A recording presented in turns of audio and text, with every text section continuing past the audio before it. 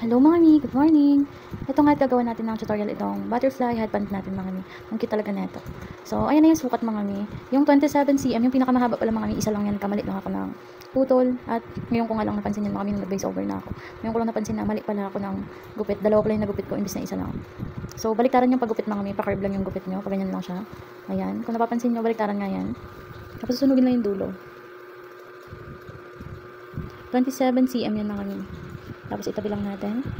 At ito naman, 16 cm yan pala, 16 cm. Dalawang peraso din yan. Tapos unahin natin yung isang 16 cm, tupiin lang siyang paganyan mga mi. Tapos 13 cm naman yan mga mi.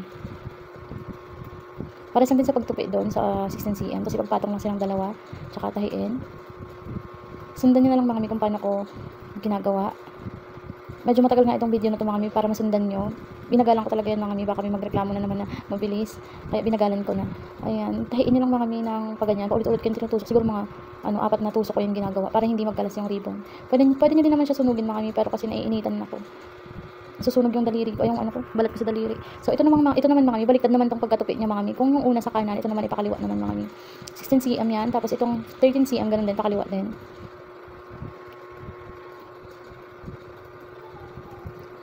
Same lang din dun sa una natin ginawa, tahiin lang din.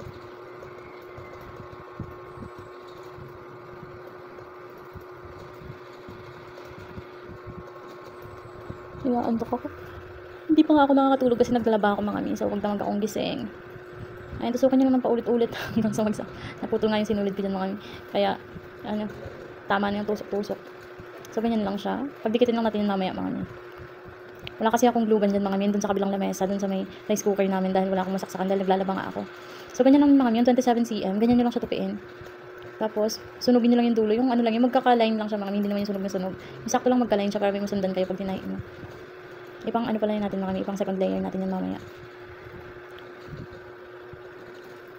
Sundan nyo lang mga mi kung paano ko siya tinatahi.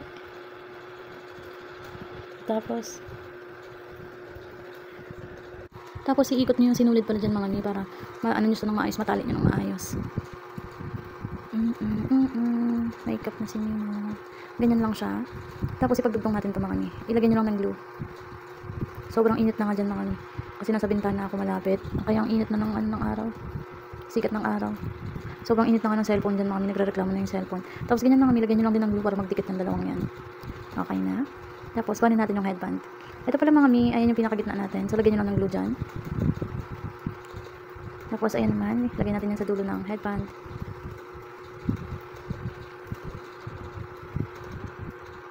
Ang ganda nga ng sikat ng araw dyan mga mi, pero sobrang sakit ng init. Samantalang mag-alas 8 pa lang yan. Kasi lagay na natin mga mi. Yan. Pinas forward ko na yan mga mi. Dali lang naman yan ilagay.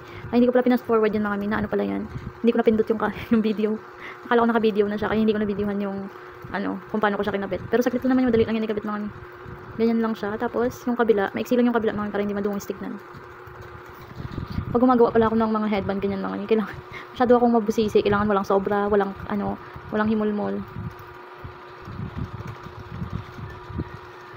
Walang nakatuklap na na ibang parts ng ribbon. Kasi ayoko ng ganun.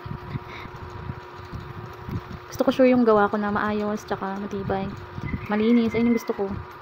Tapos ito mga mi yung butterfly. Beads pala yan mga mi, pang pang bracelet or pang hindi ko alam pang para saan yan, basta binili ko lang siya. Tapos itong wire mga mi, gold wire, hindi ko alam kung ano tawag dito, pero binili ko lang din yan, dati pa yan sa akin, matagal na yan mga mi.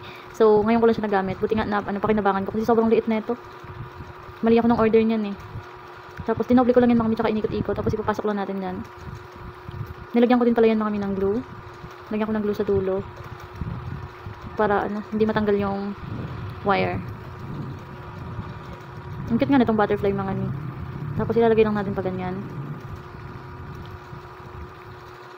Sobrang nakakasilaw nga yung araw dyan mga mi. Parang nasa 7:40 pa lang yan mga mi eh. Or wala pa, nasa 7:30 pa lang yan. Kumain na nga lang din ako ng taho mga mi para mamaya matutulog na lang ako habang tulog pa si Mimo. Madami ako i-ship mamaya.